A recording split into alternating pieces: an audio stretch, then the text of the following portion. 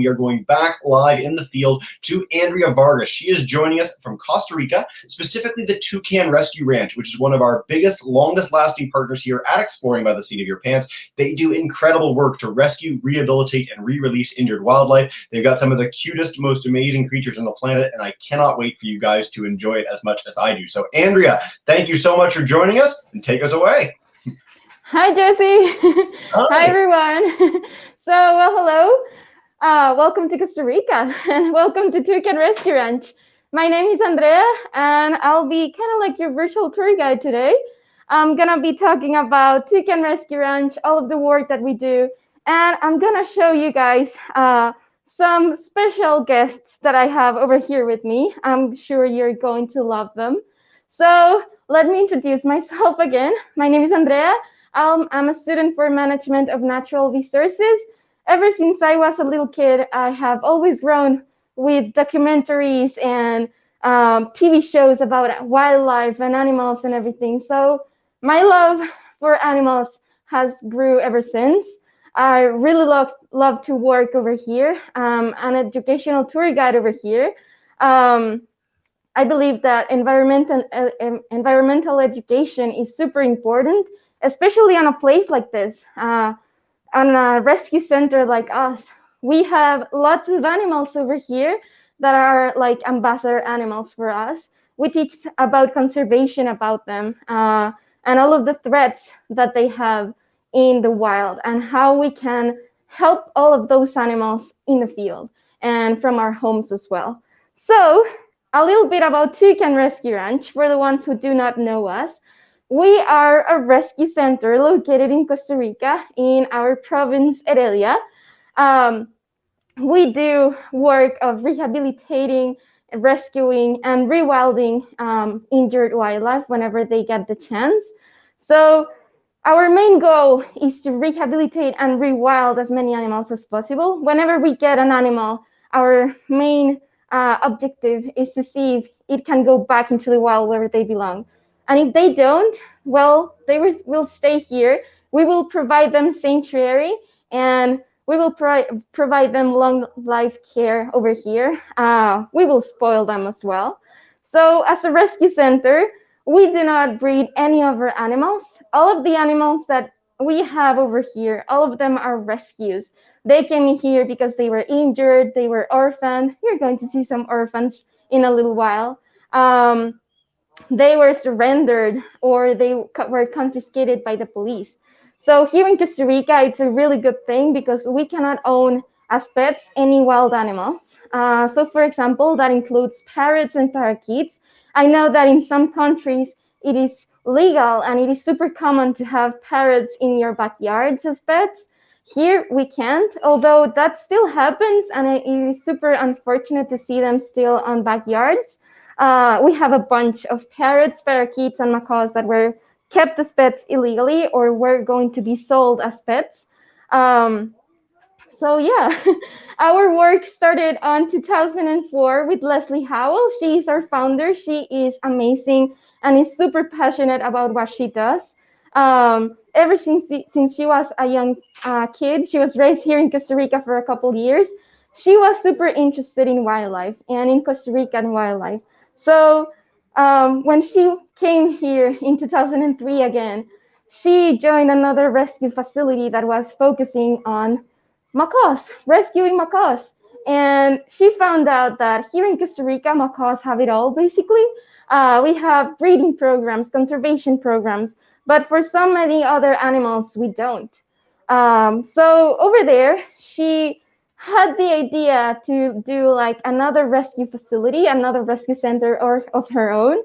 And that's how she started Toucan Rescue Ranch in 2004. We basically started rescuing parrots, macaws, and toucans. Well, hence the name.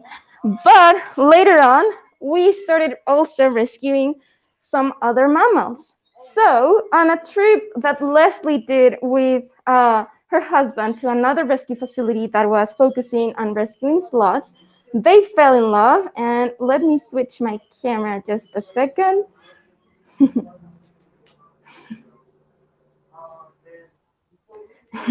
And they fell in love with sloths. And looking at them, I mean, who wouldn't actually? They are super cute, especially the babies. And even though they are cute, of course, they are not meant to be pets. So I was telling you guys earlier that we do not breed any of our animals. Right here on this structure, we have three baby sloths, two-toed sloths. We have Anne over there. You can see her little hand. um, this is Minnie May, and she's super interested in that flower.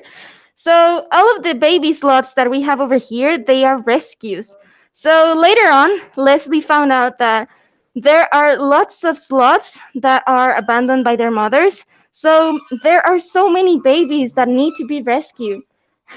These are some examples, for example. Um, Most of the rescues of the babies is because they were found by themselves. We do not know what happened to their mothers. Um, some of them can die because of an electrocution, which is super common here in Costa Rica.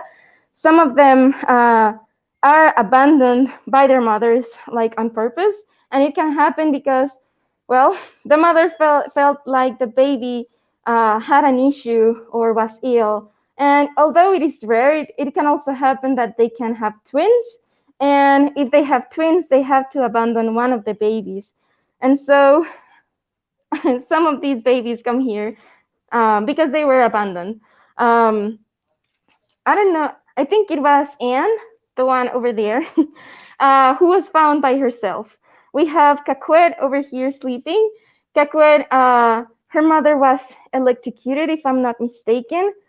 So here in Costa Rica, our wildlife faces lots of threats. Not only deforestation, which is also a really common issue across the globe, and also the pet trade and the black market trade. But also here in Costa Rica, it is super common, almost a daily thing, for animals to get electrocuted, which is a really super sad reality. So if you have ever come here to Costa Rica, you will notice that there are so many electrical wires and power lines all over the roads, and they are not insulated. So whenever an animal wants to climb on a power line, of course, they get electrocuted. It happens a lot with sloths, monkeys, squirrels, iguanas, and so many other animals. So over here, we do receive lots of injured sloths that were electrocuted. Some of them are intact, and some of them, the vets have to perform amputations. And even though they get amputated a hand, an arm, or something like that, they can be reintroduced back into the wild, which is amazing. And that's just some small work that our amazing vet team does. Actually, tomorrow we're going to have our vet supervisor, Anna. She's going to talk about medicine and all that stuff. And all the work they do is incredible. Right now we have three electrocuted sloths over at the clinic.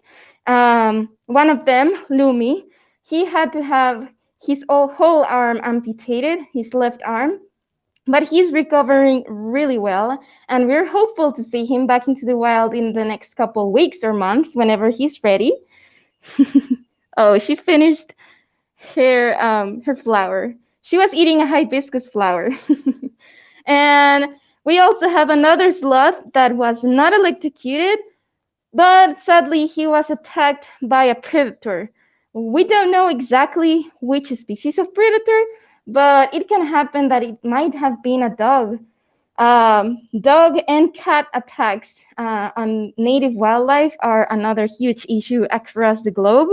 Some cats, stray cats especially, they are decimating the population of so many native and endemic species that it's super worrying to see all of that happening.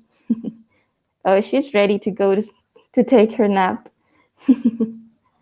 So here at Toucan Rescue Ranch, you see that we focus and we rehabilitate sloths, but we also focus on rescuing other species. For example, owls, toucans, parakeets. We have 2 species of wildcats over here. An oncilla, the smallest species of wildcat we have in Costa Rica, and also the ocelot. We have some monkeys that were kept illegally as pets, and it also happens. I still don't understand how someone could have a monkey as a pet. They are super naughty, they do not pay attention, and at least these 4 monkeys that we have over here, oh my gosh, they never stop. They are super active and super naughty. You have to be super careful around them and around their enclosure, because if not, they will take whatever you have on you, and even your hair. She's saying hello. So about the sloths again, and the amazing program that we have for the sloths. We have a program called Saving Sloths Together. We have like a whole scholars system for the sloths, for the rewilding process. So whenever we receive a newborn sloth, we put them directly to the nursery. We have incubators over there in case we have a premature baby. If I'm not mistaken, right now we have 2 premature babies over there. Whenever they turn 1 to 3 months old, they go to preschool, and the nursery and preschool at our Leslie's house. She lives here on site. She's the only one who takes care of the babies. She has to feed them every 2 or 3 hours, and right now she has 7 babies. So Leslie's basically not getting any sleep. A couple weeks ago, she even had these 3 babies at her house. So she had 9 babies to take care of, and she was literally not getting any sleep. And these species, at least, they are mostly nocturnal. And she says that witching hour for them is around 3 a.m. in the morning, so no sleep at all. Then whenever they turn 4 months of age, like these babies over here, they come to elementary school. This is elementary. Here they learn the basics of being a wild sloth. You can see that they have a really big structure with lots of branches and everything that they can climb on. They also have lots of leaves across their structure, so they can eat whenever they want to. Whenever they turn 6 to 7 months of age, they go to middle school. Right now we have 2 babies on middle school. They are just transitioning over. When they reach a year old, they go to high school. And eventually, whenever they reach a year and a half old, they go to college. So we have 2 properties. This is the headquarters, and an hour away from here, we have another property called the release site. That, as the name says, it's where we take all of the animals that are suitable for a life in the wild once again. So college is basically a really huge enclosure with a more natural environment, so they can get used to being more like in the wild. We actually had our first graduate of 2021 coming over from high school to college. Her name is Oatmeal, and if you guys have followed us for almost a year, you're probably familiar with Oatmeal's story. She was electrocuted when she was a baby, but she has had a long way on recovery, and she's doing excellent. So she's now in college. She will have to stay there for around 2 to 3 months so she can get used to being more like a wild sloth, which is amazing. And then we do what is called like a soft rewilding, which is that we open up the gates and we let them decide whether they want to go inside or outside, and whenever they are ready to go independent and by their own. And also, we put them radio collars so we can track them. We buy them with a partnership we have with Cafe Brit. If you're familiar to Costa Rica, and if you have ever traveled to Costa Rica, you're probably familiarized with the brand. There's a coffee brand of Cafe Brit called Habitat, and has a sloth in it. And every time you buy one of those coffees, you are actually helping us to buy those radio collars so we can track the sloths, and we can see if the rewilding has been successful. So let's talk a little bit about sloths because they are super complex and super interesting species.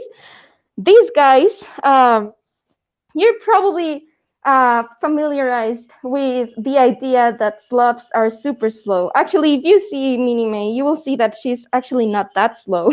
She has moved a lot around her enclosure over here. Um, they are slow, yes, but it's because they are excellent at conserving energy because of their metabolism and their digestive system. So these guys have a really, really, really slow metabolism because their main diet consists on leaves, just like this one's.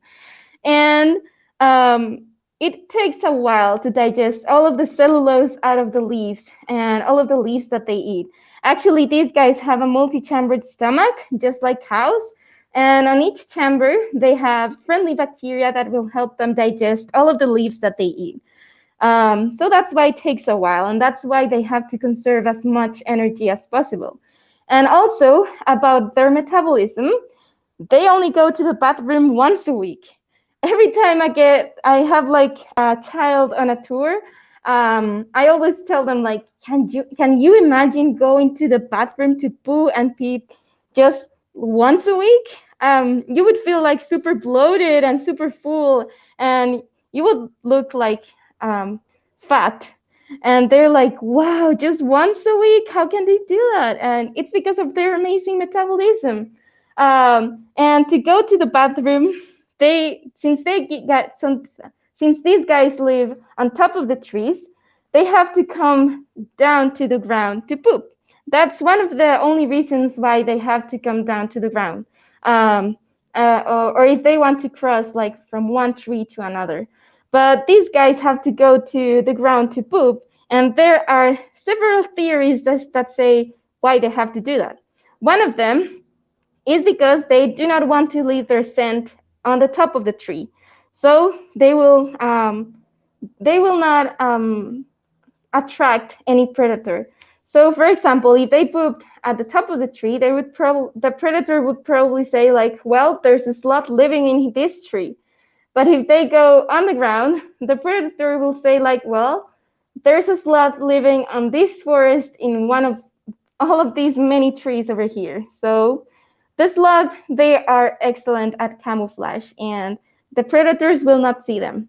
There's another theory that says that these guys like to fertilize their favorite trees. So they're actually giving something in return for all of the leaves that they ate to that tree. And the third theory, I have to explain something first. I don't know if you've ever seen a wild sloth or a picture or a video of a wild sloth that has like green hair. The reason why they have green hair is because they are amazing. They have a whole ecosystem on their bodies. These guys have algae living on their hair, on their backs, and it doesn't only give them camouflage, but it can also give them like a boost of energy. They can start eating that algae off of their hair, and it's kind of like a snack. um, and also on these algae, you can find so many insects. For example, the sloth moths. Uh, there are some species of moths that only live on sloths. You will not find them anywhere else in the world. And these moths, they need the sloths to come down to the ground to poop because they are kind of gross. These moths lay their eggs on the sloth's poop. And caterpillars of all moths, they eat, well, of most moths, they eat leaves. But these caterpillars eat leaves on a different way because they eat the leaves out of their poop. So whenever they are adults, you will see them emerging from their poop and flying up to the forest on the top of the trees to find another sloth to live on. There are many threats on the sloths. Again, not only deforestation, but also the pet trade. There are so many places across the globe, especially in Central and South America, that you can pay to interact with a baby sloth about this age. What they do is the poachers snatch the babies from their wild mothers. Oh, they're fighting. um, and they sell them to someone that will charge people to take selfies and to interact with the baby sloths. sloths have a problem with them that they always seem like they are smiling, just like Minnie May. But they're not smiling. That's just how their face looks like. So over there, people can pay to take selfies with them and to hug them, and the babies will start crying in distress. So you will try to kind of hear them doing like, eh. Those are distress calls. It's super sad to think that they are passed around every single person every single day until they are old enough and they get aggressive. Even at this age, you saw them fighting with each other. They can be super aggressive. For some of the sloths that we have on the clinic, for example, it can take up to 4 people to handle one of those sloths. So it's kind of amazing to think that these guys, even though they are slow, they are super aggressive. Especially this species of sloth, the two-toed sloth, they have canine teeth, which are super big. They are about this size. And they can bite really, really hard, and it can cause a really severe infection if you do not go to the hospital straight away. And also, even though she's a baby, she has really sharp claws over there that you can see. And she also uses it to defend from predators or humans. Oh, she's not done eating. So here at Toucan Rescue Ranch, we are trying to set an example for some of the ethical places that you can visit and support. Here, we are not allowed to touch or hold, not even to take selfies with any of the wild animals that we have over here. So for example, if I wanted a selfie with Minnie May, I cannot take a selfie with her because that would send like the wrong message to so many people that they can think that it's okay to handle a sloth, and it's not okay. We're trying to end that cruel business that doesn't only happen with sloths, but it can also happen with baby lions, baby tigers, toucans, monkeys. There are so many species that are used for this purpose, and it's super sad. So whenever we get visitors, we have to explain them about the ethical selfies and about all of the places that you should avoid, especially those where you can interact directly with the animals. Some of them you can go and interact with them as visitors, and some of them you can interact with them as volunteers. And none of those are okay. So yeah, I don't know what else to say about them. That's totally great. Andrea, that was amazing. And the feedback on YouTube is tremendous. People, I mean, it's a really important message and really important conservation stories and messages that you're sharing. It's also absolutely adorable, as we all know. Thank you for giving us a chance to highlight the sloth today. If it's okay with you, I'll take a few questions from our groups on YouTube and go from there. Does that sound good? Sure. Yeah, sure. All right. Well, we've got a bunch of people on YouTube who've been joining us. I swear, since the beginning of the program yesterday, they haven't left the chair. They've been joining us for about 20 hours now, which is really exciting. So Alan wanted to know, how did you get on the path of becoming an animal rescuer? How did you end up in this awesome role? Okay. Well, I'm not a rescuer per se. Right here, I'm just like an educational guide. As I told you guys, ever since I was a small kid, I wanted to work with animals. And for the past few years, I wanted to work on rescue centers or sanctuaries. So whenever I saw that there was an opportunity to work on this place as a tour guide, and me being a manager of natural resources, I really thought that it would be like a great idea to learn more about wildlife and how we can help all of the animals. And I always try on my tours to tell people all of the things that they can do to help wildlife. And it can be as small as not going to those bad places or not supporting the pet trade. But yeah, I really do like my job in here. And I really like educating all of the people that come here, both on virtual and on-site tours. Well, we certainly love the opportunity to bring you in virtually. I wrote this in the chat, but we've done over 30 broadcasts with you guys at the Rescue Ranch, highlighting sloths, toucans, macaws, otters, and more. It's been such a thrill over the last couple of years. Thank you so much for all your enthusiasm, and we can tell you love your job. It's such a good time. Meha also has been joining us over the last 2 days, and they want to know, have there been any programs to tackle the electrocution issue? You talked about so many animals getting electrocuted. Is there a way to prevent them from having that problem in the first place? Yeah, so that's a really good question. There are some electrical companies here in Costa Rica that are trying to work on that. It's super expensive to insulate the wires and the power lines, but at least there are some other rescue centers and some other non-governmental organizations that are trying to work on this. So they're trying to put pressure on those electrical companies so they can insulate at least the wires that are on hotspots where it happens every single day. So for example, there's another place in Guanacaste called Nosara Beach. Every single day, there are so many baby monkeys, howler monkeys, that get electrocuted. There's another rescue center over there that taking lots of injured and orphan baby monkeys, and they try to also put them back into the forest whenever they are ready.